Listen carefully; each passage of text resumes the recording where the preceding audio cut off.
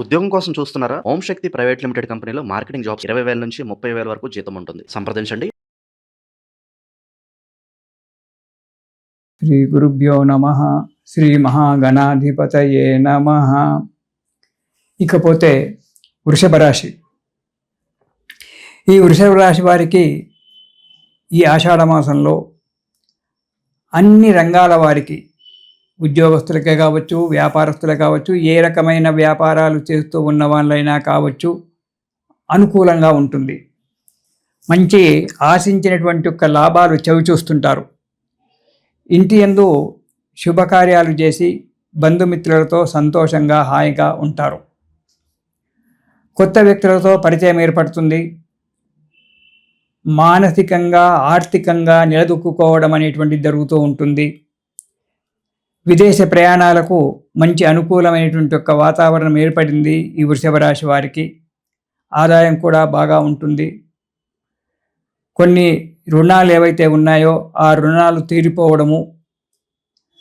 రెండవది, ఇంతవరకు పెండింగులో ఉన్నటువంటి యొక్క సమస్యలు ఏవైతే ఉన్నాయో అవి ఒక కొలిక్కి రావడము జరుగుతుంది. కానీ అధిక ఖర్చులు ఉంటాయి. కొందరు దుర్మార్గుల వలన బాధలు ఉంటాయి. ఎక్కువగా ప్రయాణాలు చేయడం వల్ల అనారోగ్యం ఏర్పడుతుంది.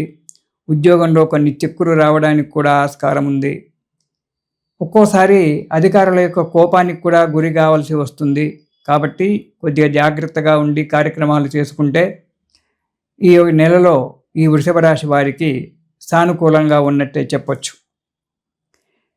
ఇక మొదటి వారం కనుక చూసుకున్నట్టయితే సదా విచారము, ఎప్పుడు కూడా ఏదో పొడగొట్టుకున్నట్టుగా ప్రతి నిమిషము బాధపడుతూ కూర్చోవడము, ఎక్కువగా మౌనంగా ఉండడము, ఎవరితో కూడా సరిగ్గా మాట్లాడకపోవడము, మౌనంగా ఉండడం అనేటువంటిది జరగడానికి ఆస్కారం ఉంది. ఇంట్లో కానీ, కార్యాలయంలో కానీ, వ్యాపారంలో కానీ అనాలోచితమైనటువంటి యొక్క పనులు చేసి 10 మంది చేత చీవాట్లు తినడం అనేటువంటిది జరగడానికి ఆస్కారం ఉంది. ఉద్యోగస్తులకు స్థానచలనం జరగవచ్చు. అది సామాన్యంగా మీరు అనుకున్న చోటికే స్థానచలనం జరగడానికి కూడా ఆస్కారం ఉంది. కొంత మనోధైర్యం కోల్పోయి ఇబ్బందికరంగా ఉంటుంది. దాని గురించి ఎక్కువగా పట్టించుకోకుండా, మనోధైర్యాన్ని విడిపోకుండా మనోధైర్యంతో కార్యక్రమాలు సాగిస్తూ ఉండాలి.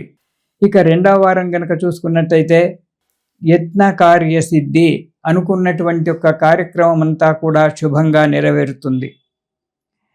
నిరుద్యోగులకు ప్రయత్నం చేస్తే ఉద్యోగం లభించడం కూడా జరుగుతుంది. ఉద్యోగం చేసేటువంటి వాళ్లకు ప్రమోషన్లు రావడం అనేటువంటిది జరుగుతూ ఉంటుంది. చాలా మంచి యొక్క అనుకూలమైనటువంటి ఒక వాతావరణం ఉంది. వ్యాపారస్తులకు వ్యాపారంలో ఆశించినటువంటి యొక్క పనులు జరగడము, ఏదైనా కొంత రుణ బాధలు కూడా తీరిపోవడము, 10 మంది చేత మంచి అనిపించుకోవడం అనేటువంటిది జరుగుతూ ఉంటుంది రెండవ వారంలో. ఇక మూడవ వారం కనుక చూసినట్టయితే ఈ వృషభ రాశి వారికి కొత్త వ్యక్తులతో పరిచయమయ్యి వారి వల్ల ఎన్నో కార్యక్రమాలు సబలీకృతం కావడానికి కూడా ఆస్కారం ఉంది. వారి సహాయ సహకారాల వల్ల జీవితంలో ముందడుగు పడేటువంటి యొక్క సమయం ఉంది. ఆశించిన ఫలితాలన్నీ కూడా పొందుతారు. కొన్ని కార్యక్రమాలు సునాయాసంగా నెరవేరడం జరుగుతుంది. స్థిరాస్తులకై, చిరాస్తులకై ప్రయత్నం చేస్తూ ఉంటారు. అవి కూడా కొంతవరకు సఫలీకృతం జరగడం అనేటువంటి జరుగుతూ ఉంటుంది. కానీ జాగ్రత్తగా ఉండడము మంచిది మూడవ వారంలో. ఇక నాలుగవ వారం కనుక చూసుకున్నట్టయితే బంధువుల చేత కలహాలు ఏర్పడము, విరోధాలు ఏర్పడము జరుగుతూ ఉంటాయి. అనుకోని ఆపదలు ఎదురై కొద్దిగా ఇబ్బందికరంగా ఉంటుంది మొదటి వారంలో వృషభ రాశి వారికి. కొంచెం జాగ్రత్తగా ఆలోచించి అడుగు ముందుకేయాల్సినటువంటి ఒక సమయం. ఈ రాశి వారు ఈ నెలలో అంటే ఆషాఢ మాసంలో ఆపదోద్ధారక స్తోత్రం అనేటువంటి దాన్ని ప్రతిరోజు పారాయణం చేసినట్టయితే ఈ మొదటి 2 వారాలలో వచ్చేటువంటి ఒక ఈతి బాధలు తగ్గిపోయి సుఖంగా క్షేమంగా ఉండే అన్ని రంగాలలో అన్ని విధాలుగా సుఖంగా ఉండడానికి ఆస్కారం ఉంది. కాబట్టి ఈ వృషభ రాశి వారు ఈ నెలలో ప్రతిరోజు కూడా ఆపదోద్ధారక స్తోత్రము అనేటువంటి దాన్ని ప్రతిరోజు కూడా పారాయణం చేసినట్టయితే అన్ని విధాలుగా మీకు సుఖము సంపదలు కలిగి సుఖంగా ఉంటారు. ఇది విష్ణుమూర్తికి శయనేకాదశి అని చెప్పి అంటారు.